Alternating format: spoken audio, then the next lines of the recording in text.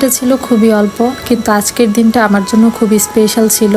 অনেক বছর পর আমার বাবার সাথে এইভাবে এই জায়গায় দেখা হলো, আর আমার বাবার এই পোশাকে আমি আসলে অনেক বছর পরে দেখলাম। আর আমার বাবার জন্য এই খাবারটা ক্যাম্পাস থেকে নিয়েছিলাম। আমার বাবার এই পোশাকের সাথে যে কি পরিমাণ ইমোশন জড়িয়ে আছে তা প্রত্যেকটা ডিফেন্সের ফ্যামিলির সদস্যরা বলতে পারবে। আর আমার ভাই যখন খুব ছোট ছিলাম তখন আমার বাবাকে এইভাবে দেখা যেত, আর অনেক বছর পর এবার আমিও দেখলাম। আমার বাবার পোস্টিং এখন ঢাকাতে না, কিন্তু যেহেতু আমিও ঢাকায় থাকি আর আমার বাবাও চিকিৎসার জন্য সরকারিভাবে ঢাকাতে এসেছে মাত্র 2 থেকে 3 দিনের জন্য, সেই জন্য এই সুযোগটা আমি আর মিস করিনি, আমিও দেখা করার জন্য চলে এসেছি। 8-9 বছর আগে যখন আমি বেশ ছোট ছিলাম তখন আমার মা অপারেশন হওয়ার কারণে পিলখানায় এসেছিল। তো তখন আমার বাবা এইসব জায়গা দিয়ে ঘুরিয়ে এইসব জায়গার বিবরণ দিত যে কোন জায়গাটা কোন কারণে এতটা ফেমাস।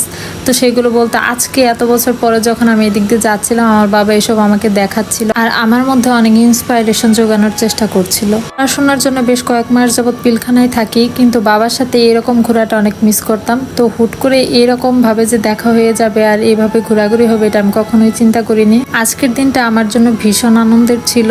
আর মানুষের সুন্দর সময়গুলো না কিভাবে যেন খুব মুহূর্তের মধ্যে যেন একদম শেষ হয়ে যায়। এখান দিয়ে আমি আর আমার বাবা হেঁটে হেঁটে যাচ্ছিলাম, আর আমি মনে মনে চিন্তা করছিলাম যদি সেই আগের মতো আমরা সবাই ফ্যামিলি বাসা মিলে এইখানে থাকতে পারতাম তাহলে কিন্তু অনেক বেশি মজা হতো। কিন্তু সবকিছুই তো আসলে চেঞ্জ হয়ে গিয়েছে, তাই কিছু আর করার নেই। ভিতরের কাজকর্ম শেষ করে আমি বের হয়ে চলে আসলাম। এখন যাবো আপুর বাসায়, আর আমি হোস্টেলে আবার ব্যাক করবো শনিবারে। এর মধ্যে হয়তো আমার বাবার সাথে আর একদিন দেখা হবে, তারপর বাবা আবার সুনামগঞ্জে চলে যাবে। তো আজকের ভিডিওটি এই পর্যন্তই। এই ভিডিওটা কিন্তু আজকের না, বেশ অনেক মাস আগে, বলতে গেলে প্রায় হচ্ছে আগের বছরের শুরুর দিকের একটা ভিডিও, আর ভয়েস ওভারটা আমি দিয়েছিলাম।